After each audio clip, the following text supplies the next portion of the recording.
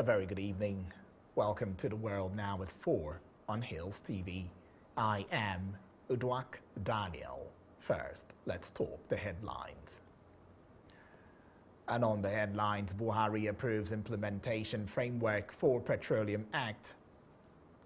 Still on the headlines, US sends 500,000 Pfizer vaccines to Rwanda. Also on the headlines, Europeans scramble to evacuate Kabul, Afghanistan crisis worsen. And on business, warning of likely increase trail UK inflation slow rate. On sports, Joanna Konta knocked out in first round in Cincinnati Open. And now the news in detail. Nigeria's President Muhammadu Buhari has approved the implementation framework for the newly resigned Petroleum Industry Act, that is the PIA 2021. The president also named Minister of State for Petroleum Resources Timipre Sylvia to head the steering committee that will drive implementation process. He gave the approval on Wednesday while speaking on the PIA during a meeting with the leadership of the National Assembly. Other members involved were Permanent Secretary, Ministry of Petroleum Resources, Group Managing Director, NNPC, Executive Chairman, FIRS, and Olufemi Lijadu as External Legal Advisor, while the Executive Secretary, Petroleum Technology Development Fund, will serve as head of the Coordinating Secretariat and the Implementation Working Group. The primary responsibility of the steering committee shall be to guide the effective and timely implementation of the PIA. Away from that story, the Legal Practitioners Privileges Committee, that is the LPPC, has removed itself from reports that the list of successful candidates for the rank of Senior Advocate of Nigeria, that is the SAN this year, has been released. The LPPC, in a statement on Wednesday by the Director, Press and Information, Supreme Court of Nigeria, Festus Akande, said the process for the final selection was still on. Akande also said the LPPC would make public the final list through media advertisement, as it has always done. The LPPC warned those peddling falsehood about its activities to desist, threatening to go after those behind the false information and subject them to the full weight of the law. It further revealed that the public should know that any information, especially issues regarding the topic, are only immediate and emanate from the office of the LPPC Secretary Chief Registrar of the Supreme Court of Nigeria. He also made it known that the perpetrators of such act would be apprehended and given appropriate sanctions to serve as deterrents to others that might be waiting to do the same in the future. And now for some COVID-19 update. Nigeria has recorded 357 new cases of COVID-19 in 12 states, bringing the total to 183,444 in 36 states of the country, plus the FCT. According to the latest information released by the Nigeria Center for Disease Control, that is the NCDC, Rivers reported 170 cases, Ondo 38, Gombe 34, Ogun and Ekiti registered 20 cases each, FCT 18, Kwara 10, Oyo 13, Anambra 16, Imo 6, Bayelsa and Edo announced 6 cases each. A total of 167,459 persons have been discharged, and the number of deaths is 2,229, so the number of active cases amounts to 13,756. When the news returns, news from other parts of Africa, don't go away.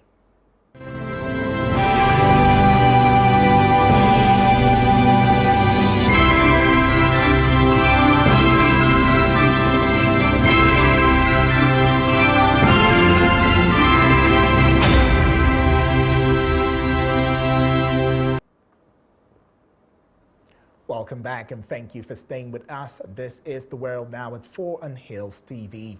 More news on the African scene. We have it that more than 30 civilians were killed on Tuesday following 2 days of intercommunal violence in restive Warrap state in central South Sudan.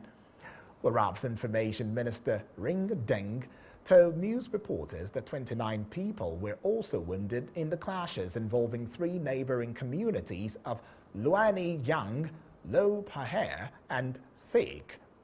Violence attributed to cattle raids has been rife in a number of areas in the state, including Tonj North and Tonj East counties, which have been the scene of recent clashes. Deng, however, said efforts were underway to reinforce security in the restless area in order to contain the situation that was rapidly deteriorating. Warrap is the home state of President Salva Kiir. And now, away from that story, let's have you know that the U.S. has sent nearly 500,000 doses of the Pfizer vaccine to Rwanda, White House spokesman Kevin Munoz has tweeted. It included part of 500 million shots pledged and purchased this summer by President Joe Biden's administration for the COVAX initiative, which delivers vaccines to poorer countries, he said. Rwanda, which has vaccinated 10% of its adult population, is yet to confirm receipt of the U.S. donation. Earlier this year, the World Health Organization, that is the WHO, warned that the world faced a catastrophic moral failure because rich nations had been hoarding COVID vaccines and urged them to donate jabs to poorer nations. Rwanda, which saw infections spike in July because of the Delta variant, has vaccinated almost 1 million people since February. On Sunday, health officials said they hoped normal life would resume in the country by early 2022 if vaccination rates continued as scheduled. We now move to other parts of the world after this break. Do stay with us.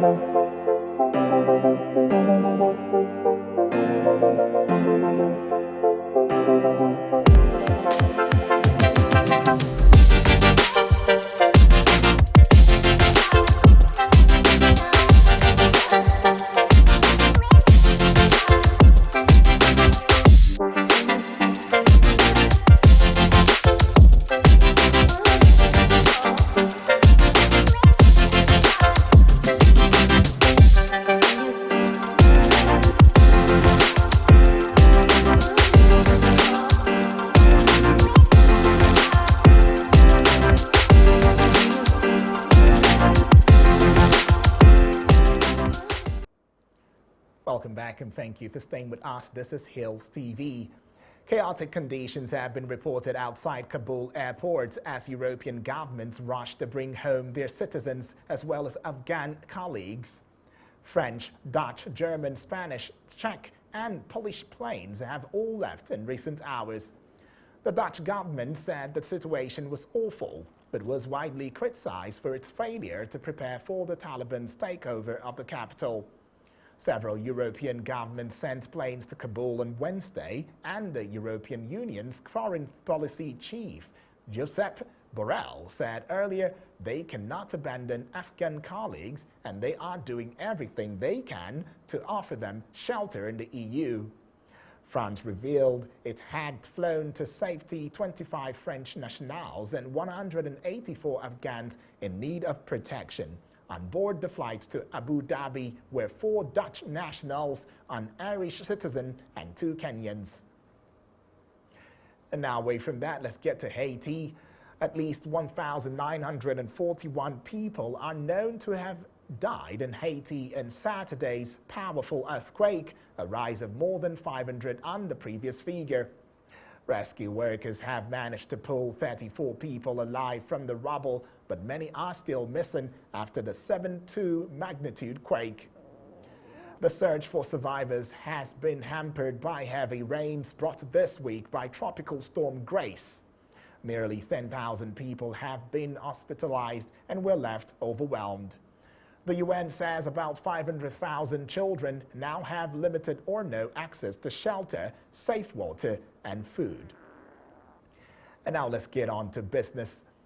Official data showed on Wednesday that Britain's annual inflation rate slowed sharply last month as clothing retailers slashed prices in the pandemic-hit sector, but economists warned it will likely rise again.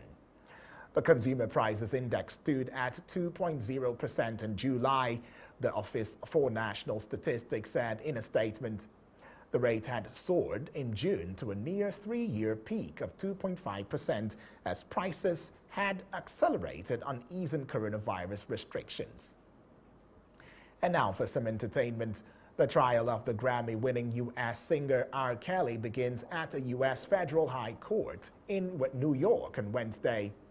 The R&B singer and star is accused of racketeering, sexual abuse and bribery charges, which he has denied.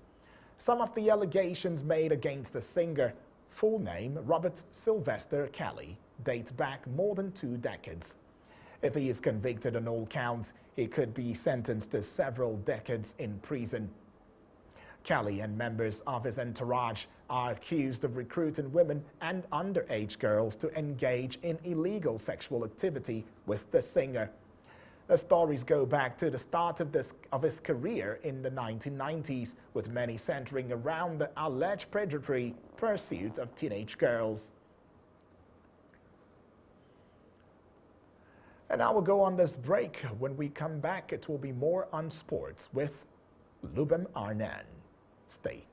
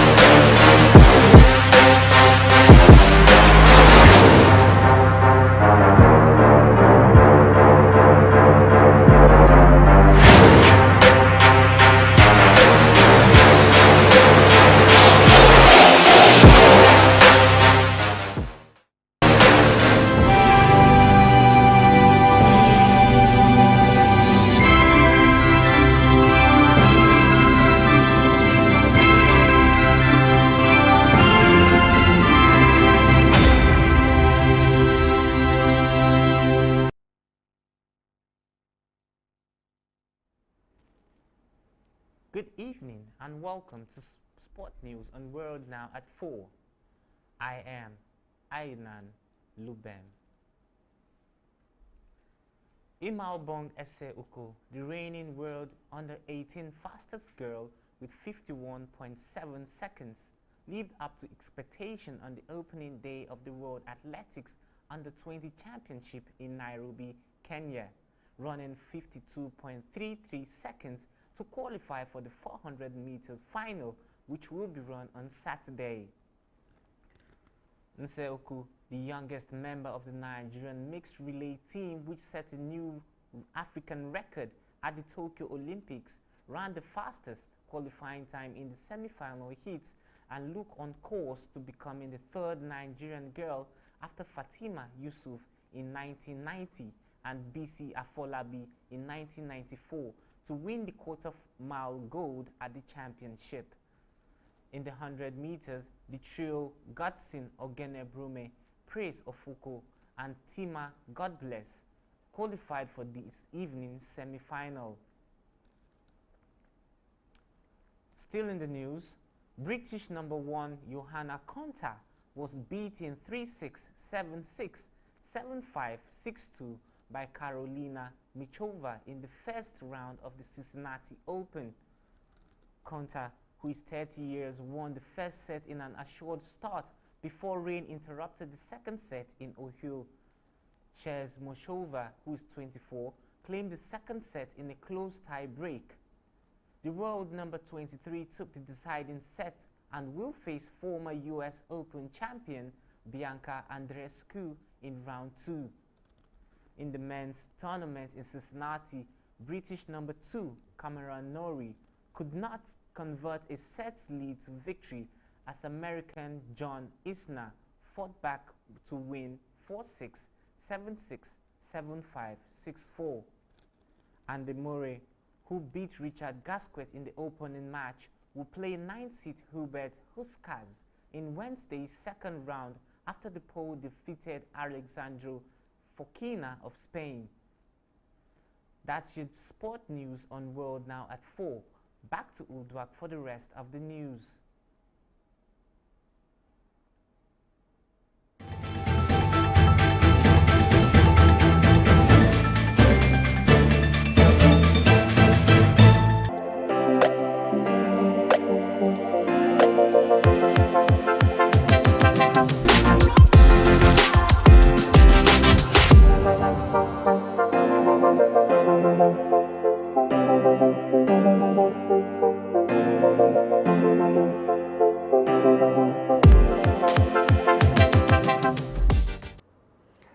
Thank you so very much, Aynan Lubem, for that one. And that's the World Now at 4 on Hills TV. But before we go, another look at our major stories. Buhari approves implementation framework for Petroleum Act. We told you the US sends 500,000 Pfizer vaccines to Rwanda. Earlier on the headlines, Europeans scramble to evacuate Kabul. Afghanistan's crisis worsens.